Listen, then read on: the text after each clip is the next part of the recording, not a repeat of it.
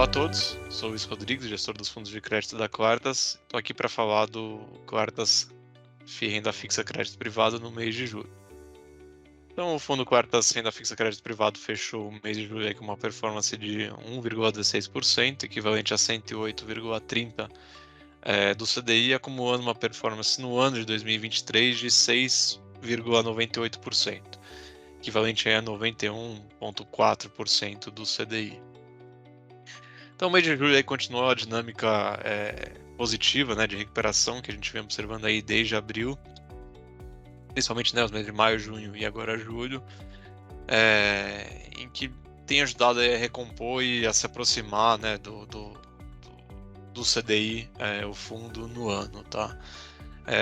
Mais especificamente agora em julho, acho que a gente viu aí até um aumento do movimento que a gente observou em junho, que é uma diferenciação entre os setores, tá? Então, quando a gente olha os spreads, né, dos papéis e dos setores, a gente vê grande parte dos papéis em tendência de queda de spread, tá? Então, quando a gente olha o setor elétrico, setor de concessão, setor financeiro, enfim, a grande maioria dos setores continuam com tendência de fechamento do spread, tá? A gente vê até um ou outro papel já chegando aí próximo ao nível pré-crise americanas, né? Então chegando próximo a isso. Então, enfim, são poucos papéis, tá? A maioria dos papéis eles estão em tendência de fechamento, mas ainda muito acima do que a gente observou lá. Mas nessa dinâmica de diferenciação, a gente viu um movimento muito forte de abertura de prêmio de alguns setores, aí, principalmente o setor de varejo, acho que foi o setor mais afetado, tá? Então, tiveram uma forte abertura, muito, muito forte mesmo. Alguns papéis do setor industrial também mostrando abertura, alguns papéis do setor de healthcare também mostrando abertura. Então, quando a gente compõe tudo isso, a gente vê que, na média, as taxas ficaram estáveis no mês no mês de julho, mas um mix dentro delas, né, a composição dessa taxa média dos papéis, né, a mercado, conta muito com muitos papéis fechando um pouquinho e alguns poucos papéis abrindo bastante, que fizeram com que, na média, aí a gente ficasse mais ou menos parado. E no nosso fundo a gente observou um movimento parecido, tá? Algumas posições que a gente tem em carteira,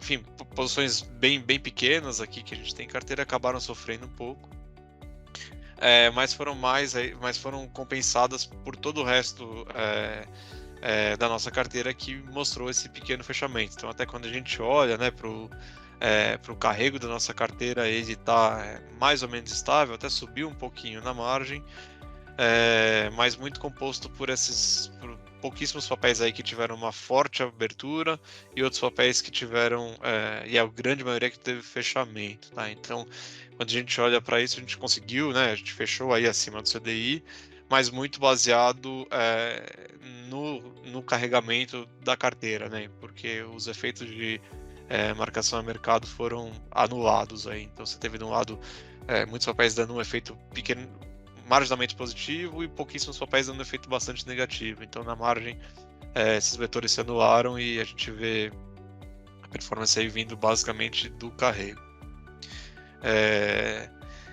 E assim, aí a gente olhando, né, para o fundamento, acho que até faz um movimento que faz sentido. A gente vê até com um pouco de exagero, um pouco o movimento que aconteceu na outra ponta, né, na ponta de abertura. Mas quando a gente olha para fundamento, a gente continua bastante confortável com a carteira como um todo. Justamente por isso, né, os papéis high grade continuam com o nível de alavancagem bom, o fundamento está bom, a lucratividade está bom, as expectativas de resultados estão boas, a gente imagina melhoras de margem, inclusive. Mas acho que ainda segue aquela atenção para esses setores, para esses outros setores e para as empresas que estão mais alavancadas. Então, esses setores aí, setor de varejo, eventualmente um outro setor industrial, até o setor de healthcare. O setor de construção civil é um setor que parece já estar entrando em um turning point, né, em uma mudança. Mas, enfim, esses setores ainda requerem um pouco de atenção, por conta da taxa de juros alta e por conta de um nível de atividade, enfim, de lucratividade das empresas ainda um pouco mais desafiador. Por outro lado, né, o início do ciclo de juros, que vai se começar agora em agosto, do ciclo de queda de juros, né, ele tende a ajudar e retirar um pouco de pressão desses setores. Então, é de se esperar em algum momento do tempo, uma melhora. E até quando a gente olha aqui para nossa carteira hoje que ela é bastante conservadora, né, bastante concentrada aí nesses setores mais defensivos, em algum momento do tempo, talvez a gente já comece a estudar aí uma rotação entre setores. Ainda é muito incipiente, acho que não temos a ideia de fazer nada no curto prazo, mas alguns setores já começam a chamar um pouco de atenção, como por exemplo o setor de construção civil, um setor que a gente já teve exposição muito maior em carteira. Hoje a gente tem uma exposição muito pequena, acho que em algum momento do tempo ele já vai fazer sentido ter exposições maiores.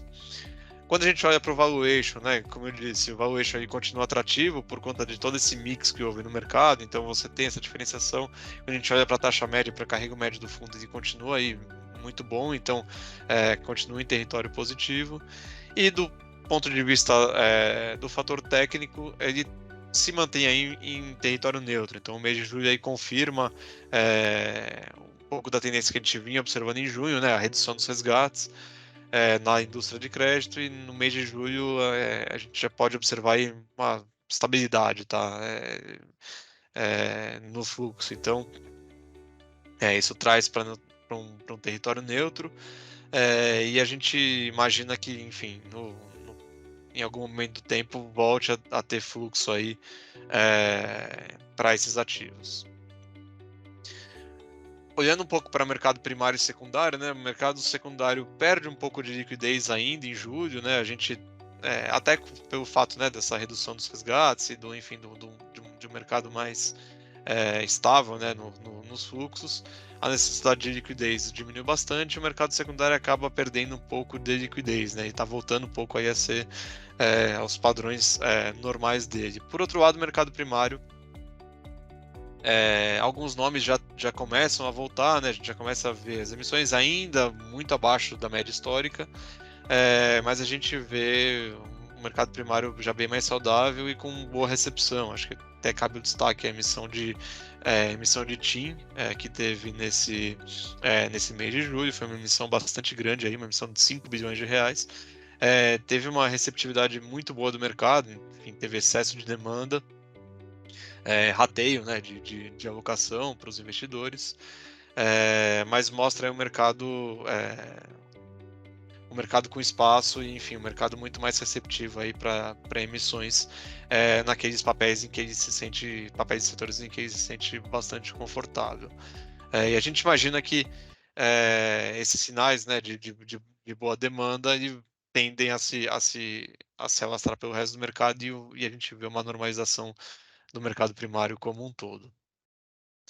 E aí, pensando prospectivamente, né, então, para o ano de 2023, né, passado aí um pouquinho mais da metade do ano, a gente viu aí os 4 primeiros meses bastante desafiadores, mas agora a gente vê uma dinâmica melhor, uma dinâmica de recuperação. Então, a gente segue com boa perspectiva para o mercado, a gente segue imaginando que é um bom ponto de entrada para o crédito, por conta, né, de como eu disse, né, o fundamento da carteira como toda é muito boa, o valuation é muito bom, então os spreads eles continuam altos, ainda parece um bom momento de entrar na estratégia. A gente consegue ver isso pelas performances e por já, enfim, estar aí chegando próximo ao CDI no ano. E por fim, o fator técnico, que se encontra em campo neutro, e imagina-se que em algum momento do tempo aí volte para o campo positivo. Então, acho que somado a tudo isso, a gente está bastante otimista e com perspectiva positiva aí para os próximos períodos para os fundos de crédito. É isso, qualquer dúvida estamos à disposição.